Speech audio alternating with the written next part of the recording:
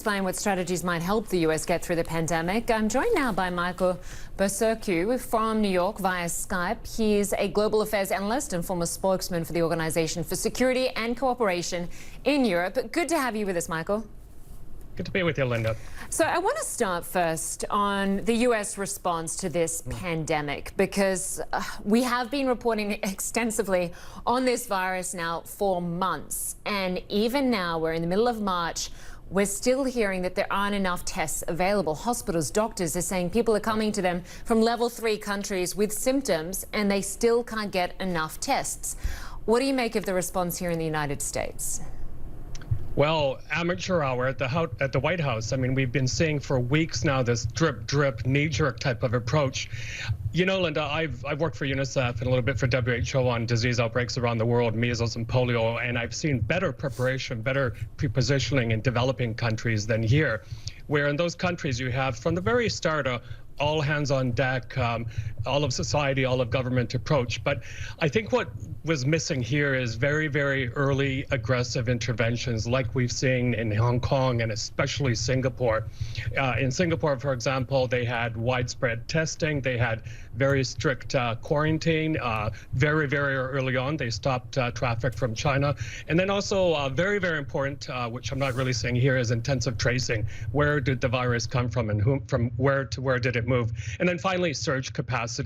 WHO said recently that the problem in a lot of wealthier countries is hospitals here are operating on a very lean and mean type of protocol. So with that, coupled with cuts in funding for a pandemic outbreak, leaves the United States in a very vulnerable place. Yeah, it certainly does. We heard earlier from the governor of Illinois, who has some pretty harsh words for the Trump administration, and he tweeted that he needs to know what it's like to get together. This is what he said: the federal government needs to get its act together, basically, now. He's talking about the crazy lines we're seeing at the airport. More travel restrictions are again on the way. What do you make of the way this has played out, given that it seems like the Trump team didn't even talk to their representatives that they're in Europe, in the UK, about rolling out this travel ban? It all happened quite quickly, and it seemed to catch even the airports off guard.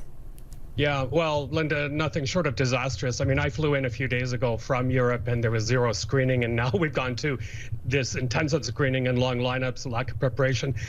I think what is happening here in the United States is the local governments, the state governments are fed up and they're acting unilaterally. I mean, just a few hours ago, the mayor of Hoboken nearby me has declared a curfew. And that is happening globally. There's very, very little lack of coordination. I think one of your colleagues called it a America First policy is happening in the Trump White House. So that means that we're not coordinating with the EU. In fact, the United States, I think, has really upset them by acting unilaterally. The other thing, just quickly, Lynda, is WHO would normally be the global authority on these types of outbreaks. But I think what we've been seeing happening is a lot of countries actually ignoring their device and acting unilaterally, and that hasn't helped us in any way whatsoever either. So their moral authority, I think, has really declined, and that could be very harmful in future, God forbid, outbreaks. Yeah. And Michael, a new national poll on the virus here in the US has been released. It's the results from NBC News and Wall Street, which obviously show a lot of concern. It found that most people interviewed, more than 60%, believe the worst is yet to come. What do you make of that? Because we are certainly hearing from places like the CDC that say that even though schools might be closed for the next 2 to 4 weeks, it could be at least 8 weeks, maybe the end of the year, which means you're going to have people that are looking after kids trying to work from home. This is going to have global ramifications. Absolutely. I fall into that category of the more pessimistic approach because of the time that was lost by particularly the Trump administration. This will go on for a long time. We're going to see a huge upswing in cases. We're going to see, sadly, a lot of deaths. And Lynda, my heart goes out to especially to healthcare workers, but I hope we don't get to that point where we are in some parts of Italy where health workers, doctors are having to make life and death decisions on what type of equipment is deployed to certain patients. But it really is sad to see. You know, America is respected worldwide for its ingenuity, for its wealth, and usually when these types of things happen, it's a leader. But I think we're seeing the Trump playbook here at work, where blame others, don't take responsibility. And again, previous cuts that have happened have really put the country in a bad position. So everyone needs to work together, look after each other, strong prayers. It's going to be a very tough ride. We're all hoping for the best. Yeah, we often do hear about that in times of global crisis, in the past, the world turns to the United States to lead the world out of a problem. It certainly doesn't seem to be happening in this case. And we did hear from the top infectious disease expert, Anthony Fauci, who spoke to my colleague Brandon Killer just a short time ago, and he didn't rule out putting the entire country on a temporary national lockdown. Let's just take a listen to what he had to say. Would you like to see a national lockdown? Basically, people, you can't go out to restaurants, bars, you need to stay home? Well, I would like to see a dramatic diminution of the personal interaction that we see in restaurants and in bars. Whatever it takes to do that, that's what I'd like to see. That's certainly pretty scary to hear, given how quickly this travel ban rolled out and how quickly we saw that scramble for people to fly home from Europe, to fly home from the UK, to get back into the United States. Certainly that is going to create some fear, I think, amongst people once they hear that there could be this mandatory lockdown.